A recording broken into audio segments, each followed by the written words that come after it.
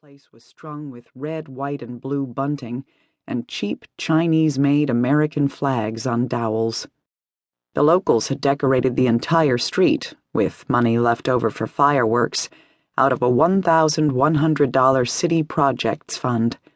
It offset the shabbiness a little, and also emphasized it. Mostly the decor helped attract a few hundred tourists.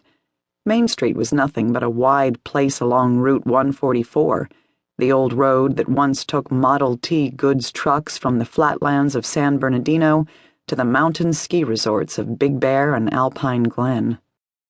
Mentally gliding down into town, Kelly pictured one particular house along Main Street, Jack Carter's place. Mr. Carter was the local science teacher, his career spanning the 10 years between Danny's and Kelly's attendance at Skyline High. Mr. Carter owns more than 1,000 pornos. Did you know that? Not just your basic action. You could spend a week watching movies in his basement and never see the same act twice. He has a closet by the water heater full of rubber and leather bondage gear as well. Just for him. I guess he's lonely. Kelly thought of old Mrs. Dennison above the junk shop next door to Mr. Carter. She was known to be an avid bird watcher with formidable ex-military German binoculars.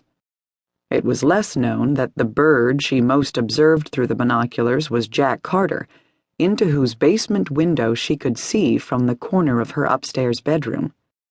The angle wasn't very good, but she would wait for hours to catch a slice of the solo action going on down there. She kept a notebook describing what she saw. She was thoroughly scandalized and believed Carter was a pervert who should be arrested. She hadn't missed a Carter-watching session in 11 years. If only he knew old Mrs. Dennison is always there with him.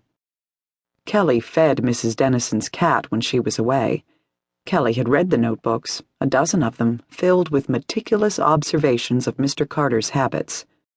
Despite herself, Kelly relished revealing the shabby dark secrets of Forest Peak to Danny the cop.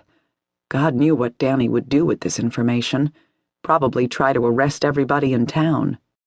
Kelly could almost regret that she would miss all the fun. But wait, there's more. Forest Peak was the same as it ever was, clinging to the shoulder of the mountain in desperate need of new roofs and fresh paint. With her eyes shut, Kelly could see Wilson and Pine Streets branching off Main Street to twist away uphill and down. The tangled ways were peppered with frame houses, trailers, and broke-down vehicles. One of the little peeling houses was Zap Owler's, the one with the Camaro parked on the verge in front. There was a rusting 1938 Ford in the ravine out back, crashed there by Zap's grandfather the same day Germany invaded Poland. Kelly could picture the kitchen of the Owler house, conveniently located well out of sight in the back.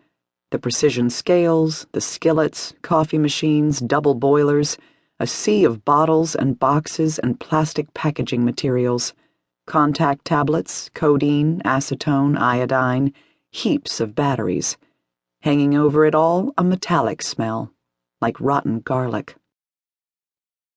Zap Owler cooks speed in his kitchen and sells it down in the flatlands at go-kart tracks, including that place by the freeway you took me for my 7th birthday.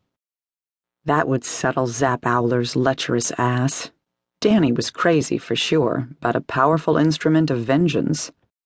Kelly had an insight as the ballpoint hung above the page. She was confessing the collective sins of Forest Peak to ensure she would never, ever change her mind about what she had to do. There was something religious about it. What the hell, Kelly thought, while I'm at it.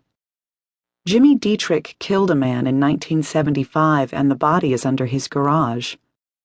Kelly had seen the irregular oblong patch in the oily concrete floor with her own eyes, right at the foot of the gun cabinet. She dreamed for weeks afterward of the horror festering beneath the patch, a sightless, lipless thing in the dirt with skeletal hands still raised in supplication. Betty Mills uses roadkill down at the Wooden Spoon Cafe to make the hamburger go further. Wolfman Gunner brings it to her. That's why I never ate at the Wooden Spoon. Maybe I should have told you. She scribbled out another half-dozen samples of the unpleasant